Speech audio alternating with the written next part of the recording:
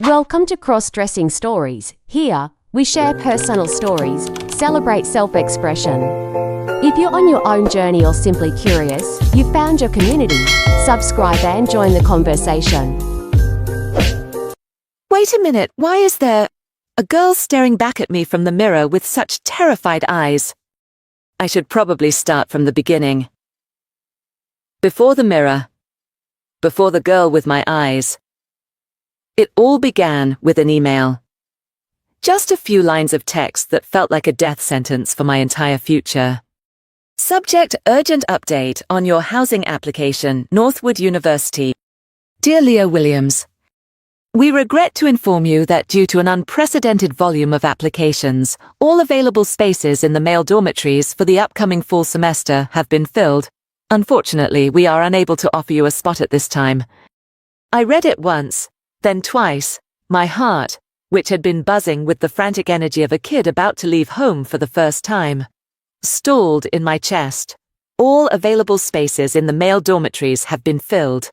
The words swam in front of my eyes, blurring into an ugly, grey smudge. The email went on.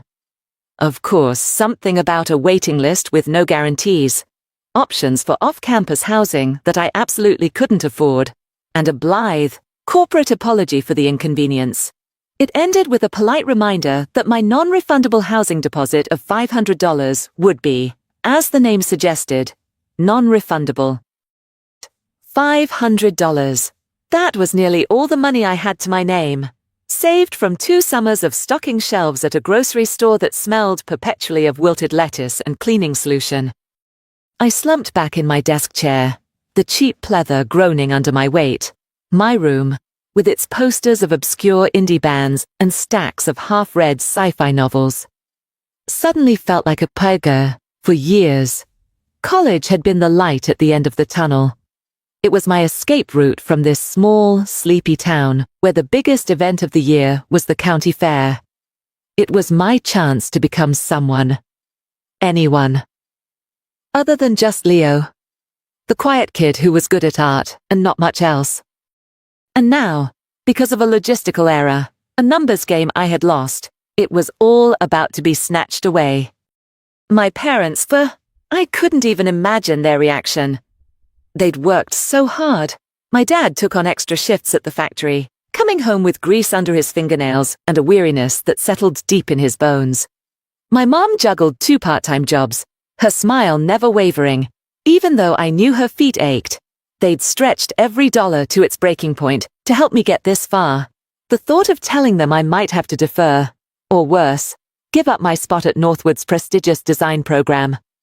It made me physically sick. No, I whispered to the empty room, my voice shaking. No, there has to be a way. I scrambled back to the laptop, my fingers flying across the keyboard. Off-campus apartments required first and last month's rent, plus a security deposit. That was thousands of dollars I didn't have. Commuting was out of the question. We lived a 3-hour drive away. My mind raced, slamming into one dead end after another. The walls were closing in, the air growing thick and heavy.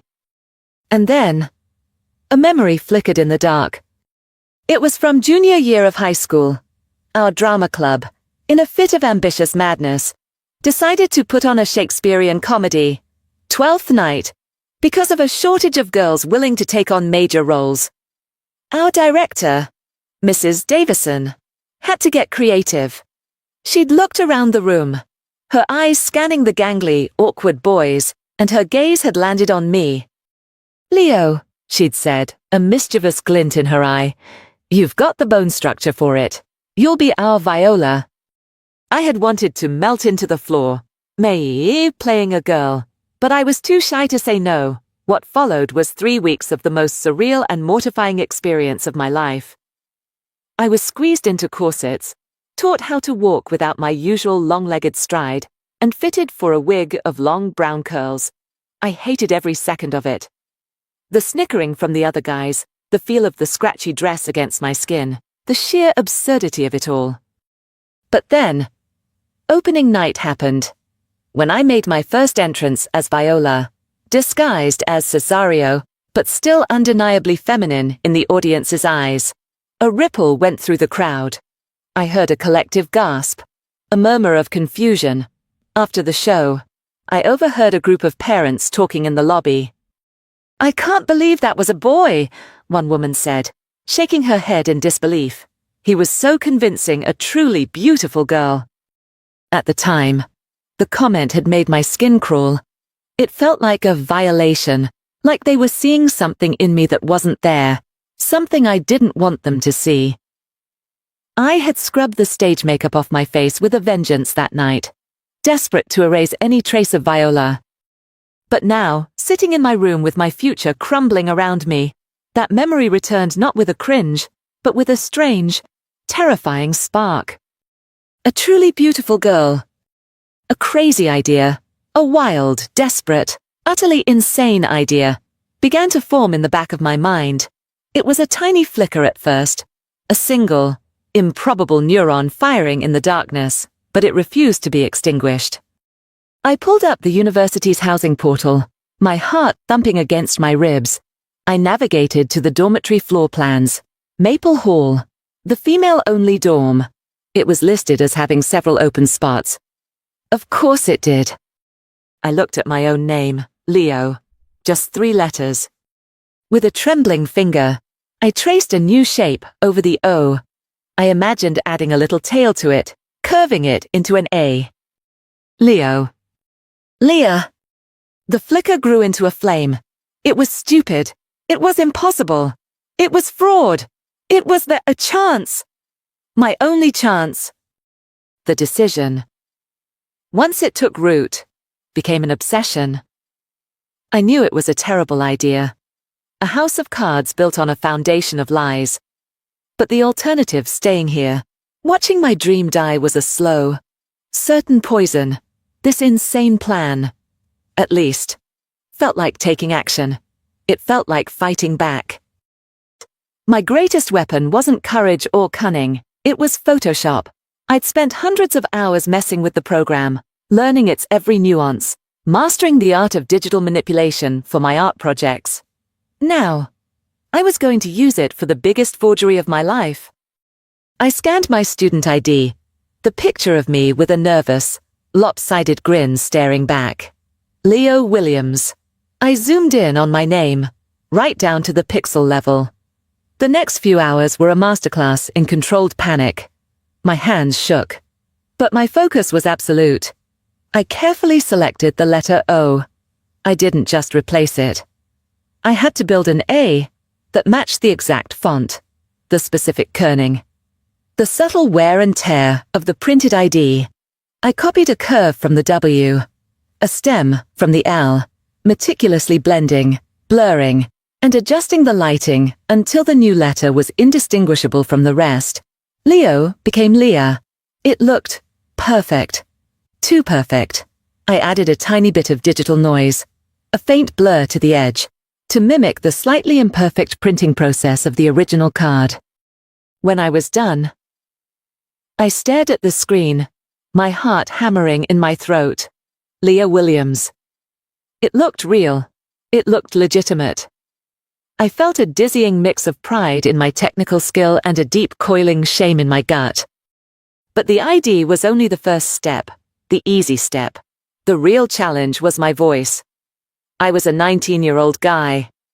My voice had settled into a comfortable, if unremarkable, baritone. There was no way I could pass as a girl with this voice. So, I began to train.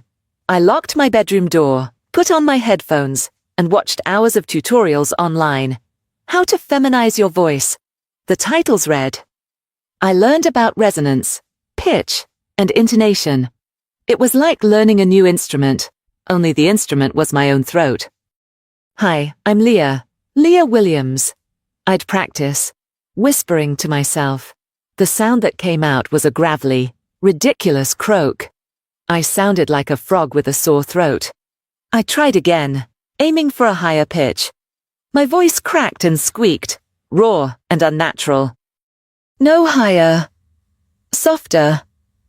I coached myself, pressing a hand to my larynx, trying to feel where the sound was coming from, I tried to speak from my head, not my chest. It was exhausting. My throat burned. I coughed until my eyes watered, gulping down water between attempts. For days, it felt hopeless. I'd listen to recordings of myself and cringe. I didn't sound like a girl. I sounded like a boy doing a bad impression of a girl. But slowly, painstakingly, something started to shift. I found a register that was higher, but not a strained falsetto. It was a breathier, lighter tone. I practiced speaking in softer, more melodic patterns, rounding my vowels. Hello, my name is Leah. I'm a student at Northwood University. I said it over and over, hundreds of times, until the words started to lose their meaning and became pure sound. It still felt like a performance, a fragile masquerade that could shatter at any moment, but it was starting to sound plausible. At least, plausible enough for a short, nerve-wracking phone call. The moment of truth arrived on a Tuesday afternoon. The sweat on my palms was so slick I could barely hold my phone. I had the number for the university housing office on my screen. My thumb hovered over the call button for what felt like an eternity. Every rational part of my brain was screaming at me to stop, to delete the fake ID, to call my parents and tell them the truth. But the image of their disappointed faces was worse than the fear. I took a deep, shaky breath, cleared my throat, and tried to summon Leah. I pressed the button. The phone rang 3 times. My entire body was a tightly wound knot of adrenaline. Northwood Housing. This is Carol speaking. How can I help you? The voice on the other end was brisk and professional. This was it. I closed my eyes. Higher. Softer.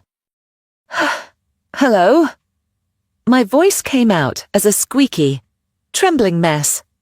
I swallowed hard and tried again, channeling all the breathy softness I could muster. Hello. This is Leah Williams. I received an email about the male dorms being full, but I believe there was a mistake on my application. I saw there was an available space in Maple Hall. Room 4. The lie slid off my tongue, coated in a layer of pure terror. I held my breath, my knuckles white as I gripped the phone. The silence on the other end was a physical weight. I could hear the faint click-clack of a keyboard. She was looking me up. My heart was going to explode. Williams? Leah. Let me see here, Carol said, her tone unchanged. Ah, yes. I see the file. It looks like your gender was mistakenly listed as male on the initial intake form. These things happen. Yes. Maple Hall. Room 4B. It's a quad. Are you comfortable with that? I almost sobbed with relief. It was working. She believed me. The flimsy excuse about a clerical error had been enough. Yes, that's perfect. Thank you so much, I breathed, my Leah voice gaining a little more confidence. All right, Leah, I've updated your file. Your spot is confirmed. Welcome to Northwood. The call ended. I let the phone clatter onto my desk. A tidal wave of emotions washed over me. Relief. So profound it left me weak-kneed. Guilt. A sharp, stabbing pain in my chest, and a terrifying, exhilarating thrill. I had done it. I had jumped off the cliff. Now all I had to do was survive the fall. The jump required a parachute. Or in my case, a wig, a new wardrobe, and a crash course in a version of femininity I knew only from movies and observations of my mom and sister. With my last $500, the money I had mentally written off as a lost deposit, I embarked on the most clandestine shopping spree of my life. I couldn't risk going to a local store. I pictured the cashier giving me a weird look. Or worse, running into someone I knew. So, I turned to the anonymous, judgment-free aisles of the internet. My first purchase was the most crucial: the hair. I spent hours scrolling through websites, overwhelmed by the choices: blonde, red, black, curly, straight. Finally, I settled on something I hoped would be inconspicuous: a wig of simple, shoulder-length brown hair with a few soft layers. The product description promised a realistic scalp parting and heat-resistant synthetic fibers. It looked like the kind of hair a normal college girl might have. I clicked Add to Cart before I could second-guess myself. Next came the clothes. I needed a complete overhaul. My wardrobe consisted of faded band t-shirts, hoodies, and jeans, not exactly Leah material. I searched for things that would be comfortable but also help create a different silhouette. I avoided anything too tight or revealing. My strategy was camouflage. I bought a couple of oversized, soft knit sweaters in muted colors like cream and gray. I added a few long, flowy skirts, the kind that wouldn't cling and would hide the way I walked. A pack of thick black leggings seemed like a safe, versatile choice. Then came the part that made my cheeks burn, even though I was alone in my room, the underwear. I knew I couldn't just ignore it. I needed something to complete the illusion, both for myself and in case of any unforeseen laundry situations. I clicked on a lingerie website, my heart pounding, as if I were hacking into the Pentagon. I quickly found a pack of simple, beige lace-trimmed briefs. They looked comfortable enough. I added them to the cart with my eyes half closed. And the chest, that was a big one. I couldn't just wear a baggy sweater and hope for the best. After some mortifyingly specific research, I found what I was looking for: a padded, wireless bra and a pair of slim, silicone breast forms enhancers. The site called them. They were designed to create a modest, natural-looking curve. The thought of wearing them made my stomach do a nervous flip-flop. Finally, a basic makeup kit, foundation, concealer, mascara, a neutral eyeshadow palette, and a simple lip gloss. I watched a dozen no-makeup tutorials, trying to absorb the basics. It was a completely alien world of blending, buffing, and highlighting. The packages started arriving a few days later in plain brown boxes. I'd snatched them off the porch before my mom could see them, smuggling them up to my room like contraband. I hid everything in the back of my closet, tucked away in an old duffel bag. The night before I was set to leave for college, I knew I had to do a full dress rehearsal. My parents thought I was just packing. I waited until I heard the soft click of their bedroom door closing, until the house was draped in silence. Then, with my heart thudding a frantic rhythm against my ribs, I opened the duffel bag. I started with the underwear. The lace fabric was surprisingly soft against my skin, but the cut felt foreign, impossibly delicate. Next, the bra. I fumbled with the clasp at the back, my fingers clumsy and useless. It took me 5 frustrating minutes to get it hooked. Then came the silicone forms. They were cool and strangely heavy in my hands. I slipped them into the padded cups of the bra. They settled against my chest, creating a weight and a shape that wasn't mine. It was a bizarre, unnerving sensation. I pulled on the black leggings and a long grey skirt, then slipped the cream-colored sweater over my head. The knit was soft, the sleeves fashionably long. I stood in front of the full-length mirror on the back of my door. The silhouette was different. The gentle curve of the chest, the way the sweater draped, the line of the skirt falling to my mid-calf. It wasn't me. The final piece was the wig. I carefully took it out of its net, the synthetic strands cool and smooth. I'd watched a video on how to put one on properly, tucking my own short hair into a cap first. I positioned the wig, adjusting the part, pulling the soft brown hair over my shoulders. I took a deep breath and looked up. And that's when I saw her, the girl in the mirror. Her brown hair framed a face that was almost mine, but not quite. The soft light of my desk lamp softened my jawline. My eyes, wide with a mixture of fear and fascination, looked huge and dark. The sweater hid my broad shoulders, and the gentle swell of the padded bra made my torso look completely different. She looked fragile, nervous, and utterly out of place. "This is me," I whispered, and the sound of my own voice, my real voice, was a jarring shock. I raised a hand, and the girl in the mirror raised hers. I touched the soft knit of the sweater. I felt the unfamiliar weight on my chest. A shiver ran down my spine. It was a chilling cocktail of feelings, the deep, gut-wrenching shame of the lie I was about to live, the terror of being discovered. But underneath it all, there was something else. A flicker of something I couldn't name.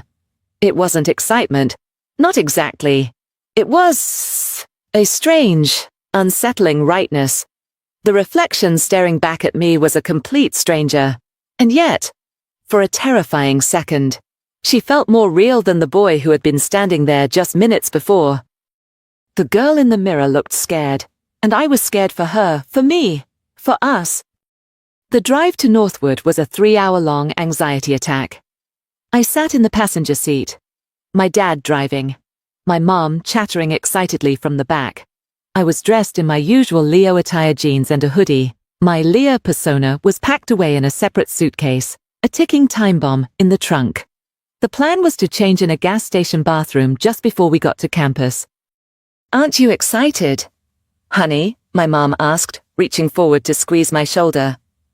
"Your own dorm room. You're going to make so many friends." I managed a tight, unconvincing smile. "Yeah, Mom. Super excited." Every mile that passed brought me closer to the point of no return. What if I couldn't do it? What if my voice cracked? What if the wig slipped? The questions circled in my head like vultures. The stop at the gas station was a blur of frantic energy. I mumbled an excuse about needing to change into something more comfortable and grabbed my special suitcase. The bathroom was grimy and smelled of cheap air freshener. I locked myself in a stall and, with shaking hands, began the transformation. Off came Leo's clothes. On went the leggings, the skirt, the bra with its alien weight, the soft grey sweater. The makeup was a clumsy, rushed affair. I dabbed on foundation, trying to blend it under the harsh fluorescent lights. A quick swipe of mascara. Lip gloss. It was probably a mess, but there was no time for perfection. The wig was the final, terrifying step. I pulled the hair cap on, then settled the wig, my fingers trembling as I adjusted it. I took a deep, shuddering breath and stepped out of the stall to face the cracked mirror over the sink. Leah stared back. She looked pale, and her eyes were wide with panic, but she was there. I practiced my voice one last time. A whispered, "Hi, I'm Leah." It sounded thin and reedy. It would have to do. Walking out of that gas station and back to the car was one of the hardest things I've ever done. Every part of me screamed that I was a fraud. My dad was cleaning the windshield. When he turned and saw me, he did a double take. "Whoa, Leo, I didn't realize you were dressing." He trailed off, unsure of what to say. My family knew I was artistic, a bit different, but this was a whole new level. "It's a design school thing," I mumbled, my voice automatically shifting into that higher, softer register. "First impressions, you know." My mom, bless her heart, just smiled. "Oh, it's a very vintage look." "Sweetie, you look lovely." Their confusion was a dull ache in my chest, but it was nothing compared to the roaring inferno of panic I felt as we pulled up in front of Maple Hall.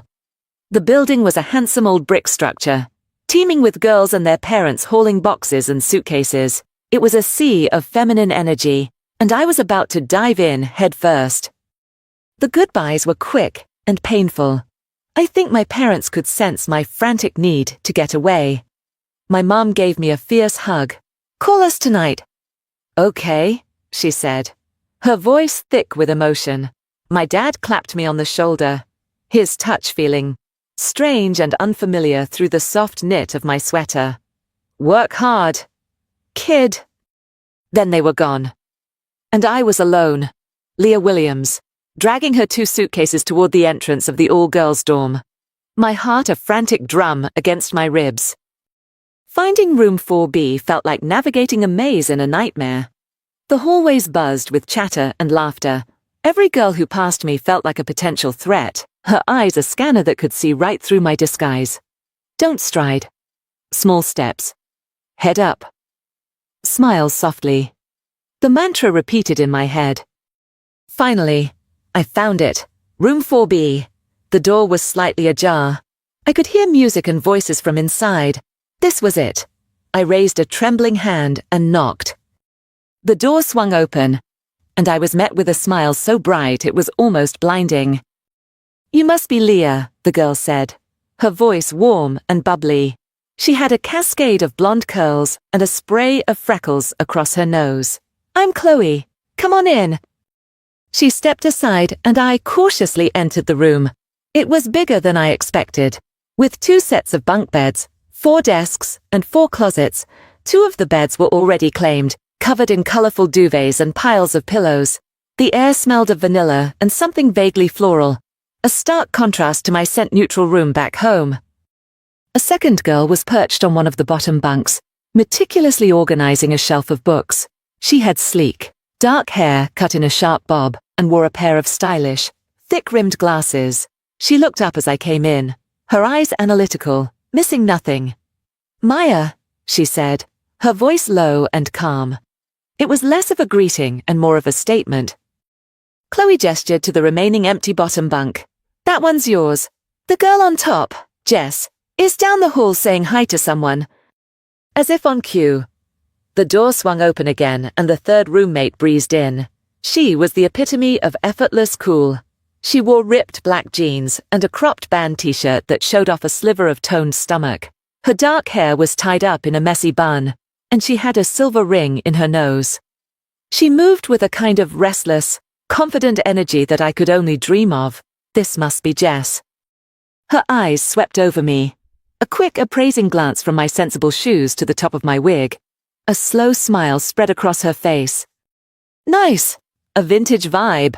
I dig it," Jess said, dropping a duffel bag onto the top bunk above mine. I felt a hot blush creep up my neck. I managed to get a sound out, a high, squeaky version of, "Thanks." I hated how weak and nervous I sounded. Maya, still observing me from her bunk, tilted her head.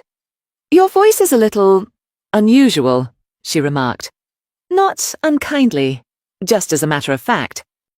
My blood ran cold, busted, on the first day, the first 5 minutes.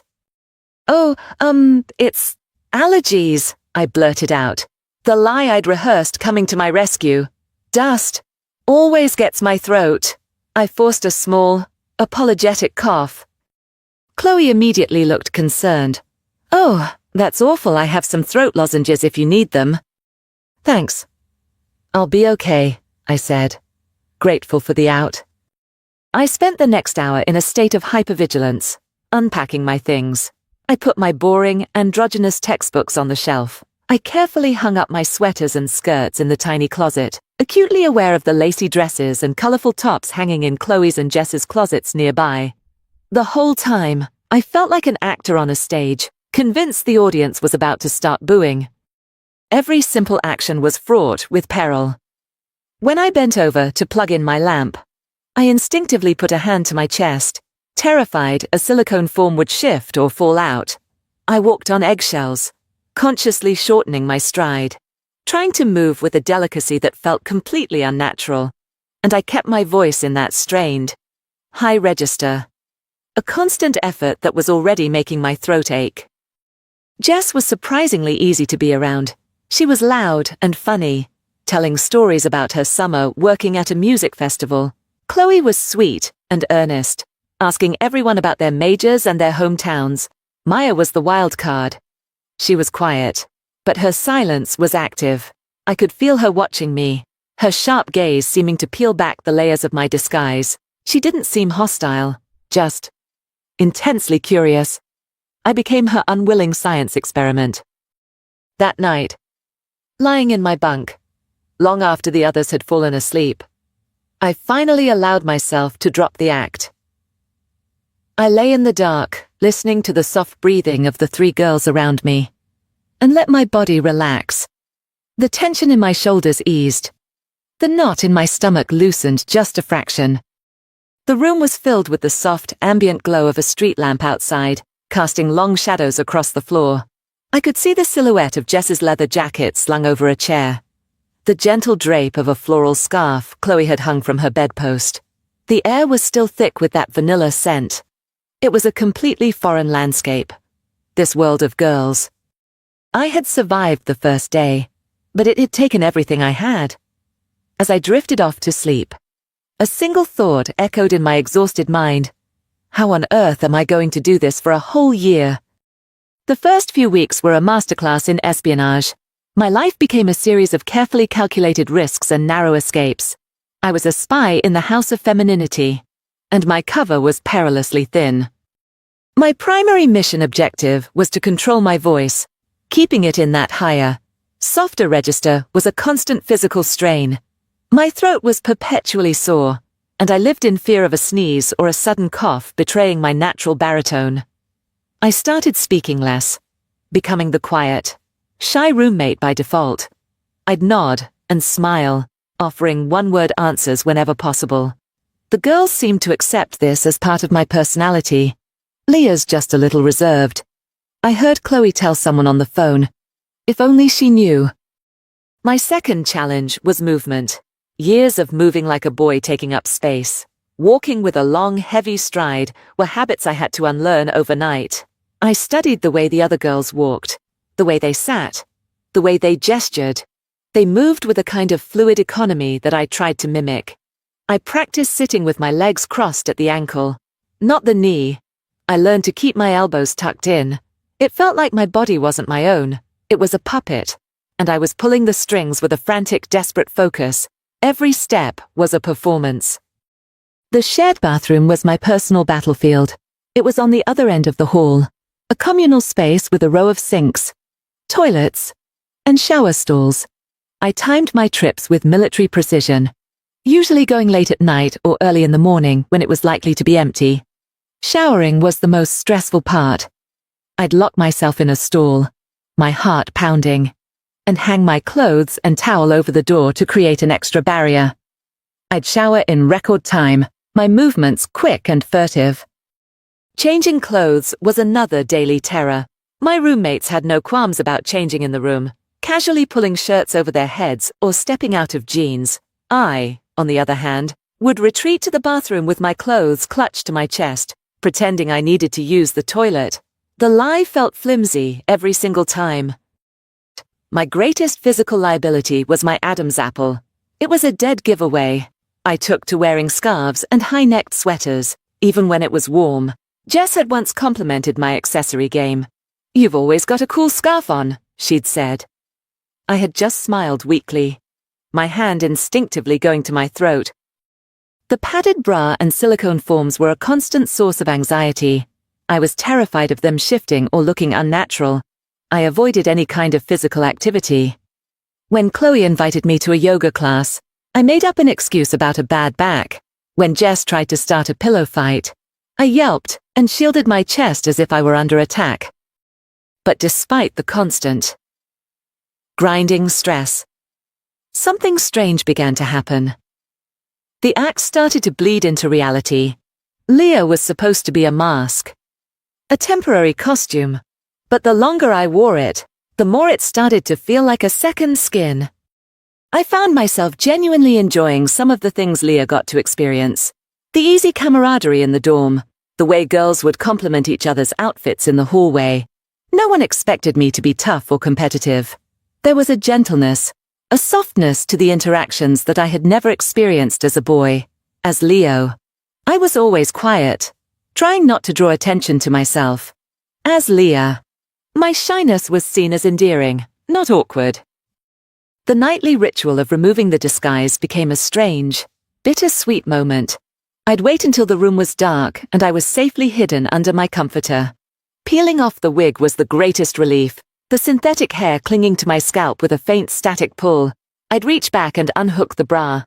The release of the band around my ribs, feeling like a deep exhalation. I'd lie there in the dark, my short hair a secret against the pillow, and feel the familiar contours of my own body. I was Leo again. But the feeling was complicated. It wasn't just relief. There was a weird sense of loss.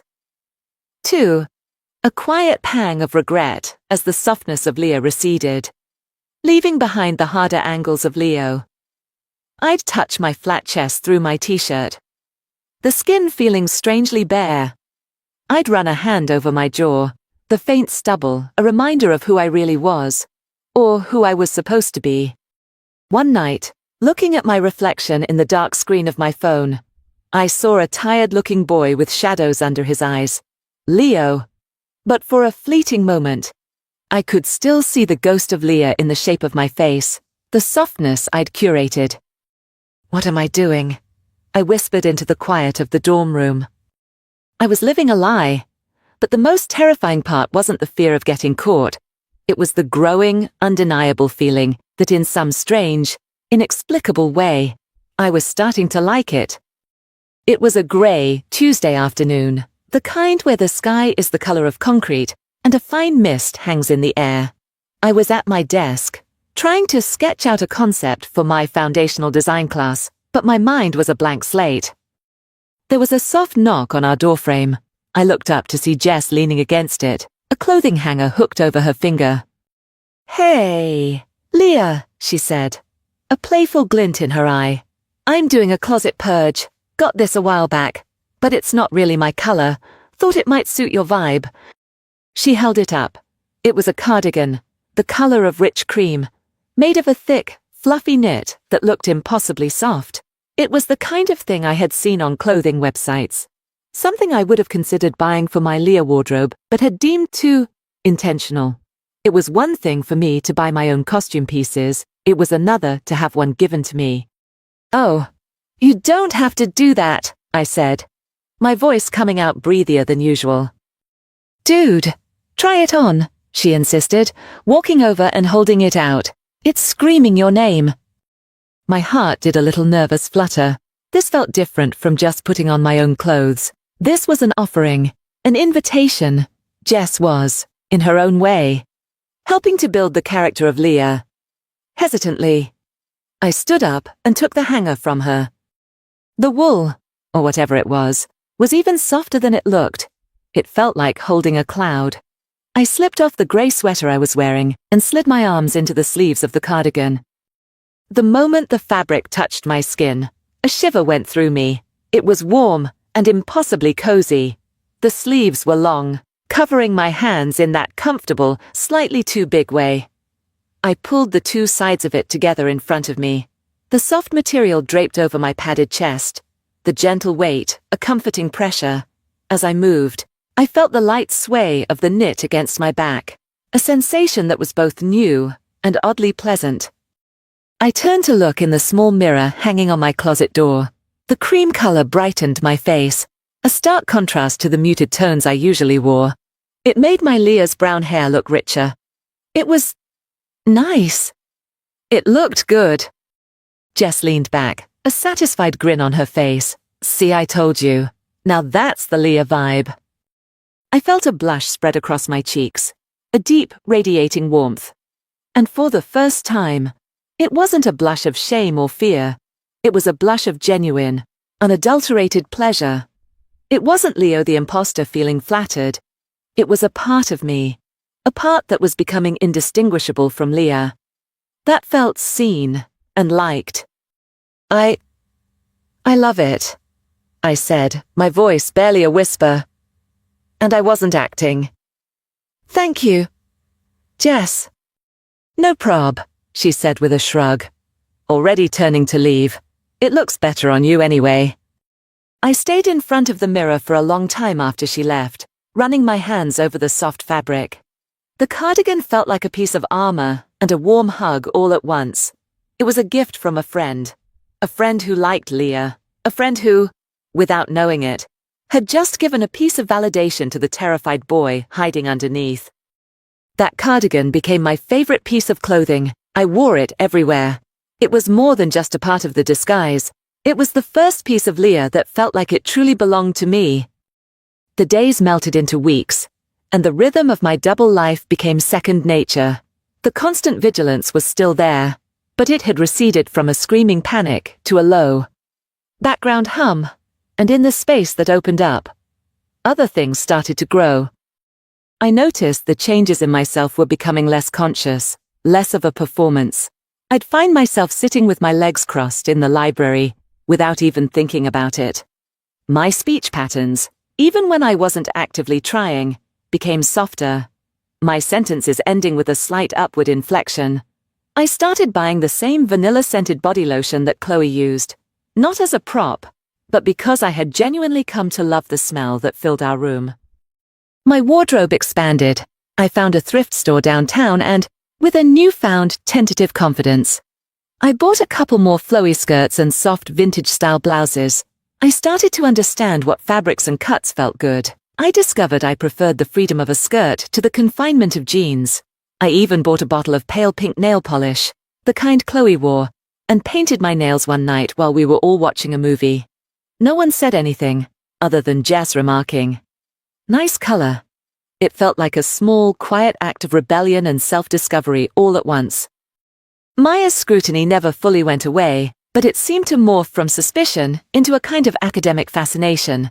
She'd occasionally make dry, observant comments. "You have a very efficient, logical way of organizing your bookshelf. Leah, it's statistically more common in males." I would just offer a nervous smile, and she would go back to her reading. A tiny, unreadable smile on her own lips. I had the unsettling feeling that she knew more than she was letting on, but for some reason, she was content to let my strange social experiment play out. The most disorienting moments came from outside our room. I was learning to navigate the world as a girl, and the world was responding in kind. Men held doors open for me. Professors seemed to call on me with a gentler tone. It was a constant stream of small, subtle shifts in the way I was treated. One evening, I was in the communal kitchen on our floor, waiting for the microwave to heat up some leftovers. A guy from the co-ed dorm across the quad came in to get a glass of water. I'd seen him around. He was on the basketball team, tall and conventionally handsome. He smiled at me. It was a friendly, open smile. "Hey, you're Leah. Right from 4B. My stomach did a nervous lurch. Yeah, that's me." I smoothed down the front of my skirt, a gesture I had picked up from watching Chloe. "I'm Mark," he said, leaning against the counter. "My roommates and I are ordering pizza later. Thinking of watching the game. You should. You should come over if you're not busy." My brain short-circuited. He was flirting with me. With Leah.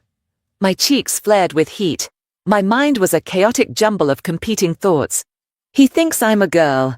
This is a disaster. What do I say? He's kind of cute. Stop it. You're a guy. But he's talking to Leah. And Leah is you. Sort of. I stammered out a non-committal response. "Oh, thanks. I'll have to see what my plans are." "Cool," he said with another easy smile. "Well, just knock on 4A across the way if you decide to." He left. And I stood frozen in front of the microwave, my heart jackhammering in my chest. It was the first time a guy had ever shown that kind of interest in me. And it had happened to Leah. I was confused, flustered, and, to my own profound bewilderment, a little bit flattered. The lines were blurring. Leah wasn't just a character I played anymore. She was the one who got complimented on her clothes. She was the one who was shy, but sweet. She was the one boys flirted with in the kitchen, and all of those experiences were happening to me. I was living them, feeling them. The further I went, the harder it was to tell where Leo ended and Leah began. I had to write it down. The thoughts and feelings swirling inside me were too complex, too contradictory, to keep locked in my head. I bought a simple spiral-bound notebook and started a journal. It wasn't for Leo or for Leah. It was just for me. For the person caught somewhere in between. October 12th. Leah isn't a mask anymore. Not really. There are moments, sometimes whole hours, where I forget I'm even playing a part. I was walking back from class today, feeling the wind lift the hem of my skirt, and I felt free. It's a strange word to use, because I'm living this incredibly restrictive lie. But, as Leo, I always felt like I had to perform a certain kind of masculinity. Quiet, unobtrusive, never too emotional. As Leah, there's a different kind of freedom. The freedom to be soft. The freedom to be nervous. The freedom to wear a ridiculously cozy cream-colored cardigan just because it feels nice. October 18th. Mark from across the quad said hi to me again today. He asked me what I was sketching. I actually showed him. He said I was really talented. My heart did that stupid, fluttery thing again. It's so confusing. Am I flattered because a boy thinks I'm a pretty girl? Or am I just happy that someone thinks I'm a good artist? Maybe it's both. I feel like I'm seeing the world through two sets of eyes at once. But the journal wasn't just for documenting the strange new joys. It was also where I poured out my fear. October 25th. I had a nightmare last night. I was on a stage, like in the high school play, but it was my dorm room. Chloe, Jess, and Maya were in the audience. I was talking, and my voice suddenly dropped into my normal register. Everyone started laughing. I reached up and my wig fell off. The laughter turned into something ugly. I woke up with my heart pounding so hard, I thought I was having a heart attack. What happens if they find out I can't lose them? I think they're my first real friends. I've been so focused on not losing my spot at school. But now I'm terrified of losing them. The conflict was tearing me apart. I loved the sense of belonging I had in room 4B. I loved the way Jess made me laugh. The way Chloe always knew when I needed a cup of tea. The way Maya would challenge me with a difficult question that made me think. I was terrified that the foundation of these friendships was the lie I had built. And yet, the Leah persona was becoming more than just a lie. It was an exploration. It was allowing a part of me to surface that had always been there, buried under layers of what I thought a boy was supposed to be. The part of me that liked soft fabrics and the smell of vanilla. The part that preferred quiet conversation to loud competition. The part that didn't feel the need to be strong and stoic all the time. November 2nd. Is it possible to be two people at once? Sometimes I look in the mirror before I put the wig on, and I see Leo, the fraud. Other times, I see a blank canvas. And when I put the wig on, when I add the soft sweater, I'm not covering up Leo. I'm finishing a painting. Leah isn't a lie, she's just a different truth. I don't know if that makes any sense. I'm scared, but I'm also starting to feel that maybe, just maybe, I'm finding something out about myself that I never would have known otherwise. The journal was my sanctuary, the one place where Leo and Leah could coexist without judgment. The pages filled with my looping script. A testament to the boy who was terrified of being discovered, and the girl who was terrified of disappearing. It was a cold Friday night in late November. A bone-chilling rain was lashing against our window, and the wind howled around the corners of Maple Hall. None of us felt like going out. Instead, Jess declared it a mandatory roommate horror movie night. She was the horror aficionado. Chloe was a notorious scaredy cat. Maya was clinically detached from everything, and I was somewhere in the middle. Jess picked a movie with a title so generic I immediately forgot it. Something about a haunted asylum. We huddled together on Chloe's bed. A fortress of pillows and blankets built around us. Chloe had made a huge bowl of popcorn. The only light in the room came from the flickering glow of the laptop screen, casting long, dancing shadows on the walls. Jess, of course, was in her element, cackling at the cheesy jump scares. Chloe spent most of the movie with a blanket pulled up to her eyes, peeking out through a tiny slit. I was trying to play it cool, but the relentless, creepy music was getting under my skin. At one point during a particularly tense scene, I let out a small involuntary shiver. Jess, who was sitting next to me, noticed immediately. She threw an arm around my shoulders and pulled me closer. "Oh, is little Leah scared?" she teased. Her voice a low, theatrical whisper. "It's okay. You can hide behind me." My face instantly flooded with heat. Her arm was warm and solid around my shoulders. Through my sweater and her t-shirt, I could feel the casual strength in her arm. My padded chest was pressed lightly against her side. The sensation was electrifying and mortifying all at once. I was hyper-aware of the artifice, the silicone and fabric that separated us, the lie that was sitting at the very core of this friendly, intimate moment. "I'm fine," I mumbled, trying to subtly pull away.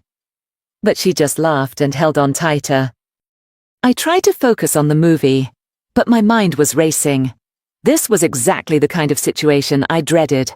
A moment of simple, physical camaraderie that for me was a tightrope walk over a canyon of deceit. The movie reached its climax. The lone survivor was creeping down a dark, dripping hallway. The music swelled, a screeching, dissonant chord. We all leaned in, holding our breath. The silence was absolute. And then a hideously disfigured face leaped out of the darkness, screaming directly into the camera. The effect was instantaneous and total. Chloe shrieked and threw the popcorn bowl into the air. Jess swore loudly, and I reacted with pure unthinking instinct. My body launched itself backward, a jolt of pure adrenaline.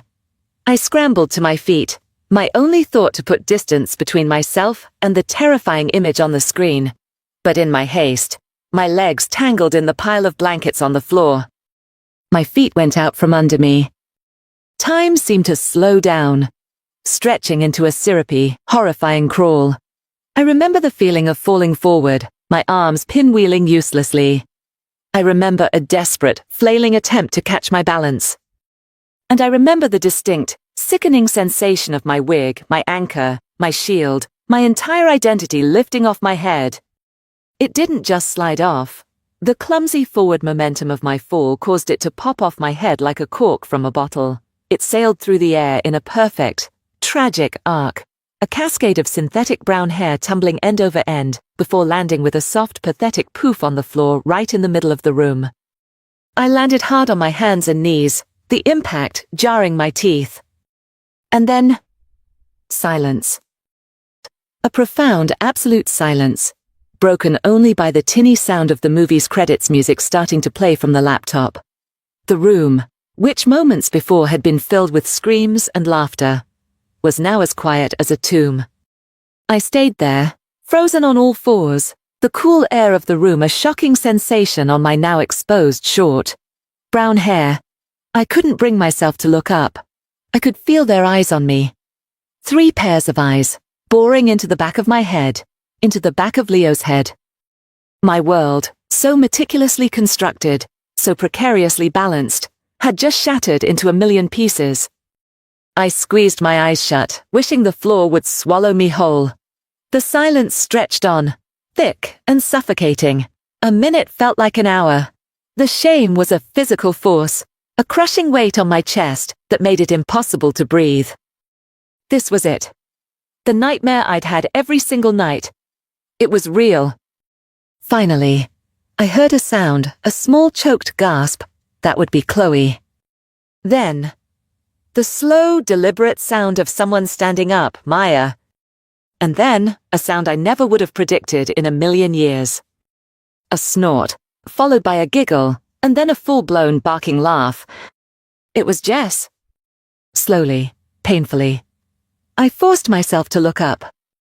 Chloe was staring at me, her hand over her mouth, her eyes wide with a confusion so profound it looked like pain. Maya was standing by her desk, her arms crossed, her expression a mixture of shock and something that looked eerily like triumphant vindication, as if she'd finally solved the world's most fascinating puzzle. And Jess was leaning back against the bunk bed, holding her stomach, laughing so hard that tears were starting to stream down her face. The laughter broke the spell.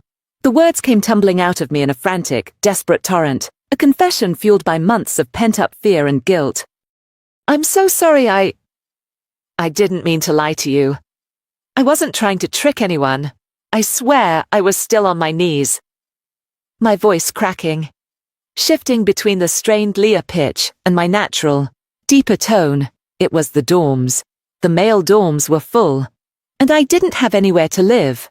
And I was going to lose my scholarship. And my parents, I couldn't tell them. I thought I would just do it for a few days. Just until I figured something else out. But then, I trailed off, looking at their faces, my own eyes filling with tears. But then I got here, and you were all so nice.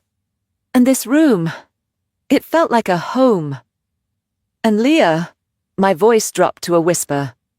Being Leah, it wasn't all a lie.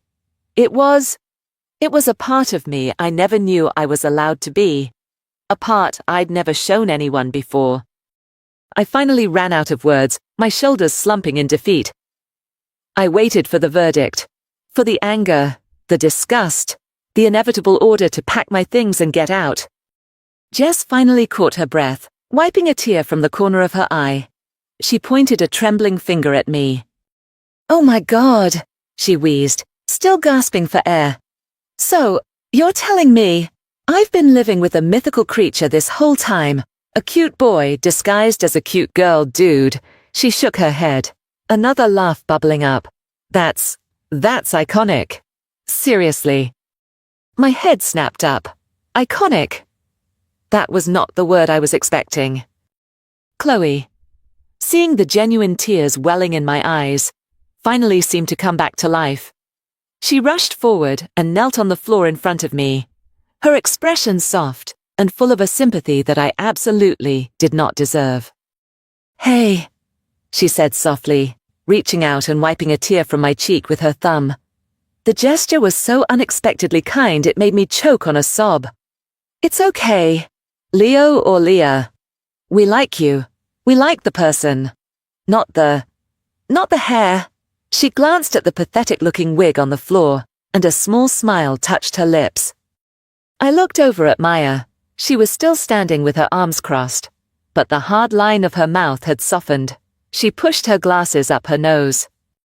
"I have to admit," she said, her voice dry and academic as ever, "this is the single most interesting social experiment I have ever had the privilege of witnessing firsthand." She paused, a flicker of something almost warm in her eyes. "You can stay." Then her lips curved into a tiny, wry smirk. "On one condition. From now on, you're on spider removal duty. No exceptions." A beat of stunned silence. And then, the tension in the room didn't just break, it exploded. Chloe let out a watery giggle. Jess howled with laughter again, falling back onto the bed. And even I, through my tears and my shame, felt a bubble of hysterical laughter rise up in my chest. I knelt there on the floor of room 4B, my fake hair on the rug, and my real identity laid bare, surrounded by 3 girls. And for the first time in months, I felt like I could finally breathe. I was humiliated. I was exposed. And I was more relieved than I had ever been in my entire life. The next morning was awkward. I woke up with a shame hangover, my head pounding with the memory of my confession. I had slept in my Leo clothes, a simple t-shirt and sweatpants I'd had buried at the bottom of a drawer. Lying in my bunk, I was paralyzed with a new kind of fear. The night before had been a whirlwind of emotion and laughter. But what would the harsh light of day bring? I heard the others stirring. I kept my eyes squeezed shut, pretending to be asleep. "Morning," I heard Jess's groggy voice. Is he awake?" Chloe whispered. I decided to just get it over with. I took a deep breath and sat up. 3 pairs of eyes immediately swiveled to me. "Morning," I said. My voice was my own. My normal, deeper voice. It felt incredibly loud in the quiet room. Chloe gave me a small, shy smile. Maya nodded once. A silent acknowledgement. Jess grinned. "So, Leo," she said, swinging her legs over the side of her bunk. "First order of business, coffee. Second order of business, you have to tell us everything. I need to know the logistics. The bra. The voice spill." Her blunt, good-natured curiosity was a lifeline. It wasn't accusatory, it was just Jess. The awkwardness didn't vanish, but it became manageable. I spent the next hour answering their questions, my cheeks burning the entire time. I told them about the email, the Photoshop, the voice tutorials, the secret online shopping. They listened with a bizarre mixture of shock, amusement, and sympathy. When I got to the part about the silicone breast forms, Jess clapped her hands together. The enhancers, I knew it. There was no way your posture was that good all the time without some kind of structural support. The biggest question was what to do now. "So, You're Leo now, Chloe asked gently. In the dorm. I looked around the room. I looked at my closet. It was filled with Leah's clothes. The flowy skirts, the soft blouses, the high-necked sweaters. And on the hook, on the back of the door, hung the cream-colored cardigan. The thought of packing all those clothes away, of erasing Leah completely, felt wrong. It felt like another kind of lie. I don't know, I said honestly. I'm Leo, that's my name, but... I stood up and walked to my closet. My hand hovered over the clothes. They weren't just a costume anymore. They were part of my story, part of my last few months. They were comfortable, they felt like me. With a deep breath, I pulled out the cream cardigan. My hands were shaking a little as I slipped it on over my t-shirt. It was familiar and comforting. The long sleeves, the soft knit. It was Jess's gift to Leah, but it felt like it belonged to Leo, too. I turned back to face them. Is this okay? Chloe's face broke into a wide, beautiful smile. Leo, you could wear a trash bag, and we wouldn't care. The cardigan looks great.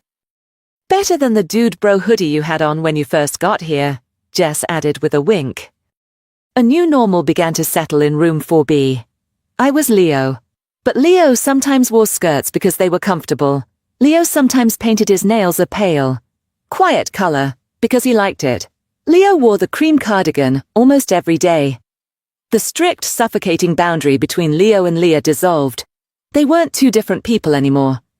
They were just me. My roommates didn't just accept me. They actively became my support system. My co-conspirators in this new blended identity. They were fiercely protective. Jess, with her impeccable sense of style, took me under her wing. Okay, so if you're gonna rock the skirt, you can't pair it with those clunky sneakers. My guy, she'd say, rummaging through my closet. She helped me find a style that was neither strictly masculine nor feminine, but a comfortable middle ground. She even showed me how to tie my short hair back in a tiny, stylish half ponytail when it started to get a little longer. Chloe became my social ambassador. She must have spread the word through the dorm's gossip network with incredible tact.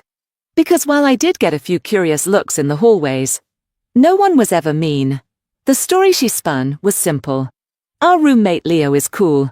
He likes to wear a mix of stuff, and if anyone has a problem with it, they have to deal with us. It was a shield of kindness that made navigating the dorm infinitely less terrifying. And Maya, in her own unique way, was the most helpful of all. She printed out a document she'd compiled and titled it, A Practical Guide to Post-Revelation Gender Presentation and Social Integration for Leo Williams. It included bullet points on everything from navigating gendered social cues to a list of online resources for gender non-conforming individuals. It was the most Maya thing she could have possibly done, and it made me feel understood on a level I hadn't expected. My life became a strange and wonderful hybrid. I was the guy in the art class who could give surprisingly good advice on color-matching foundation. I was the roommate who could be counted on to kill a spider as promised, and then borrow your lip balm. The flirting from Mark across the quad stopped, replaced by a slightly confused but genuinely friendly, "Hey, man," whenever we passed in the kitchen. And that was okay. It was a relief. Actually, the validation I had secretly craved wasn't about being seen as a girl. It was about being seen as me. Room 4B became more than just a place to live. It became a sanctuary. We were an unlikely family. I became the calm center, the mediator between Jess's chaotic energy and Maya's rigid logic. I was the one Chloe came to when she was stressed about an exam. Because, as she put it, Leo, you just have a really calming aura. You smell like vanilla and old books. One afternoon, Jess looked at me while I was sketching in my notebook, wearing a black skirt and the cream cardigan. She grinned. "You know, it's not fair," she said. "You have better legs than I do." I just smiled, a real easy smile that reached my eyes. I was no longer afraid. My journal entries from that time are completely different from the early ones. The fear is gone. replaced by a sense of wonder and discovery. December 5th. I realized something today. Leah didn't help me lie better. She helped me be more honest. She was the key that unlocked a room inside myself I never knew existed. The part of me that is soft, that is gentle, that isn't afraid to be vulnerable. That part isn't female. It's just human. Leah was always hiding that part. I thought I had to. I don't think I have to hide anymore. December 12th. Leo and Leah aren't at war anymore. They're not even two different things. It's like a painting. You have the blues and you have the yellows. On their own, they're just colors. But when you mix them, you get green, a whole new color that has parts of both in it, but is entirely its own thing. I think I'm green. The end of the first semester approached. We were all studying for finals. The room a comfortable mess of textbooks, laptops, and empty coffee mugs. We were a well-oiled machine, a tiny ecosystem of support and sarcastic jokes. One evening, after a particularly brutal study session, we all went up to the roof of the dorm to get some fresh air. The sky was a clear, dark velvet, studded with a million tiny stars. The city lights glowed on the horizon. It was cold, and I had forgotten my jacket. I shivered, hugging my arms to my chest. Jess, without a word, slipped off the cream cardigan she'd been wearing. She borrowed my clothes as often as I borrowed hers now, and draped it over my shoulders. "You're still the one who looks best in this," she said quietly. I pulled the soft, familiar fabric around me. It felt like coming home. I stood there with my 3 friends. The 4 of us, a tiny, unlikely constellation under the vast night sky. Chloe, Maya, Jess, my family. I looked out at the lights, thinking about the terrified boy who had forged an ID and practiced a fake voice just a few months ago. He had been so lost, so desperate for a place to stay. He thought he was just looking for a room. He had no idea he was about to find himself. If I hadn't taken that insane, desperate leap of faith, if I hadn't been willing to become Leah, I never would have discovered who Leah was truly meant to be. And that was a truth more comforting than any soft sweater, and a home more secure than any dorm room. I was finally, completely, myself.